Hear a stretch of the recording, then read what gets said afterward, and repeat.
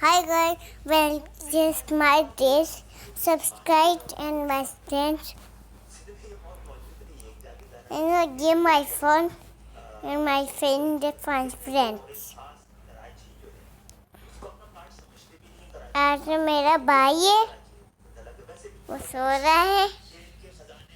Subscribe orders.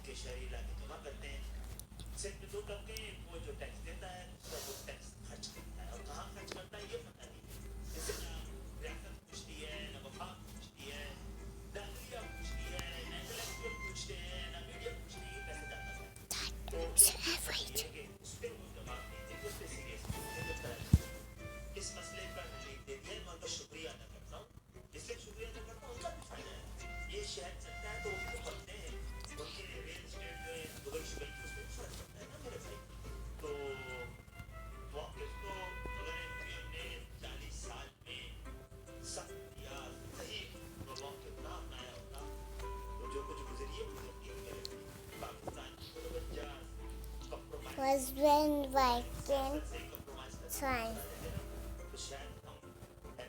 शहर start हो गया. हम कौन से शहर में जाए? अपनी वो जब बाल लेना है अब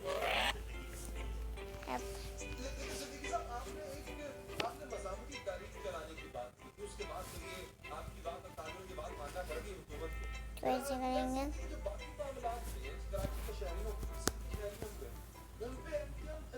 अच्छा नहीं. I win. Oh.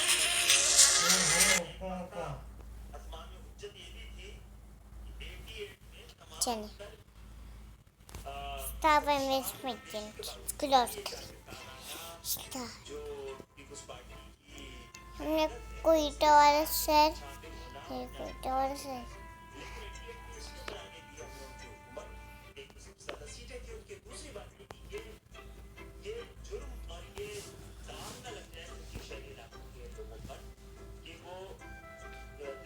डॉग वाले चल रहा है.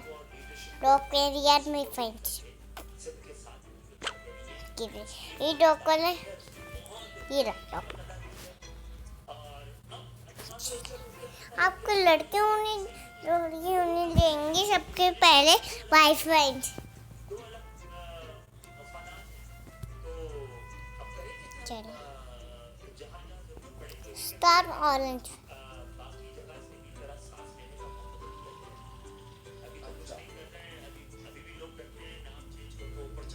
चलो, हमने ये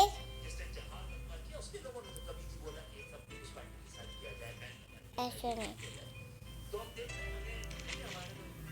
चले.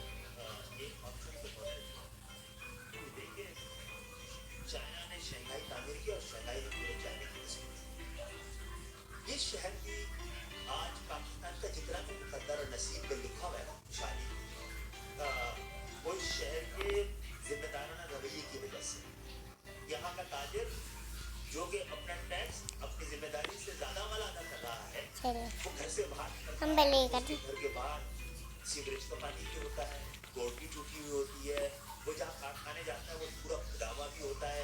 वो शहर जो 65% रेवेन्यू दे रहा है वफाक जब जरूरत पड़ती है तो इस शहर की इसके बारे में डेवलपमेंट बैंक ऑफ किसी को कोई शक नहीं है कि ये शहर प्रोजेक्ट लगाएंगे तो उसका कर्जा ये शहर वापस ना कर सकेगा.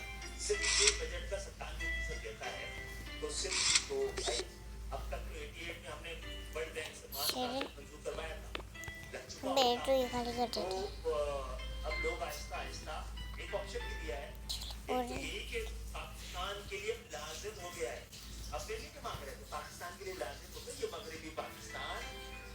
अब क्योंकि पूरा पाकिस्तान हो गया है 2 करोड़ की आबादी की, जब 2 करोड़ से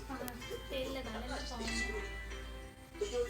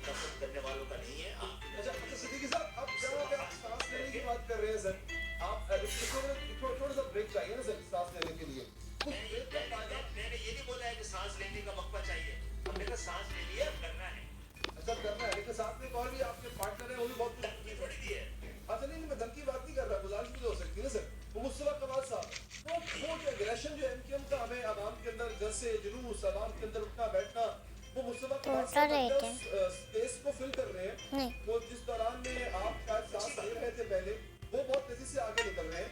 आपको लगता है कि वो स्पेस अच्छी बात फिल कर रहे हैं? उनके अगर स्पेस जैसे करने से खुल हो जाती तो मेरा ख्याल है बहुत सारी सियासी जमातें हमसे 50 गुना ज्यादा वसायल रखती है इस पे। आप लोगों ने क्या समझा हुआ है तो जो समझा हुआ है सियासी तौर पे दिवालिया समझा हुआ है। सियासी शऊर सबसे ज्यादा बात है, सियासी तौर पर सियासी शऊर तो सबसे ज्यादा है। इन चीजों से बनेगी बात, नफरत की सियासत करने से बात बनेगी। लोग नहीं पूछेंगे भाई एक कमरे में 4 लोग, उसमें 4 डाकू, वो 4 डाकू कमरे को छोड़ के भागने आए, दूसरे कमरे में दूसरे घर में बैठ के कहें कि इस कमरे में डाकू थे, इस कमरे में डाकू थे, इस कमरे को बिल्डोज कर दो। तो कमरे को गिराया जाता है या डाकू को पकड़ा जाता है? तो डाकू जिनकी वजह से एंक्रिप्शन बदनाम हुई, बात एंक्रिप्शन में नहीं कहीं और है, वो लोग शोर मचा रहे हैं बात का। कोई फर्क नहीं पड़ने वाला है, ये सबको होना है। लेकिन वो पीटीआई वालों ने बोला था ना हर 6 महीने बाद इजी लोड हो जाता है, हमारा नहीं होता मेरे भाई। हम पहले हमारा तो करोड़ रुपए का फलाही काम, उसमें कुछ बहुत ही जरूरी मैंडेटरी काम है वो जो हम सियासत में खर्च कर सकते हैं, हम सब वहां लगाए अपने शहीदों को देखने के लिए, अपने असलों को देखने के लिए। बिल्कुल ठीक। हमें ऐसी सियासत का भी शौक नहीं है जिसके लिए इतने ड्रामे और कलाबाजियां लगानी पड़े, दूसरों पे झूठे इल्जाम लगाने पड़े। अल्लाह ने उस लोगों को अच्छा तवक्को भी उसी एमक्यूएम से जिस पे इतराज रहता था कि शोर मचाती थी, बदमाशी करती थी, चटनी बोलती थी, जरा कुछ इन्हें से भी सियासत करने दी। ठीक है खालिद साहब, बहुत बहुत शुक्रिया आपके कीमती वक्त का। आगे बढ़ेंगे नाज़रीन। बरसरे इक़्तिदार आने के बाद वज़ीर आज़म इमरान खान ने मशरिक़ वस्ता के दौरे किए। सऊदी वली अहद ने खुद को अपने मुल्क में पाकिस्तान का सफ़ीर कहा, पाकिस्तान की माली मदद भी की। पाकिस्तान ने दावा भी किया कि वो सिफारती तन्हाई से निकल आया।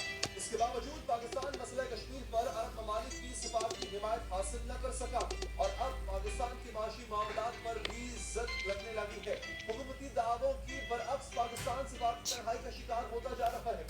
मशरिक़ वस्ता में नई दोस्तियां और नए ताल्लुकात जन्म ले रहे हैं। इस तनाजुर में एक बहरान पाकिस्तान के दरवाजे पर दस्तक दे चुका है। मुत्तहिदा अरब अमारात जाकर नौकरी करने वालों के लिए बहुत बड़ी मुश्किल खड़ी हो चुकी है।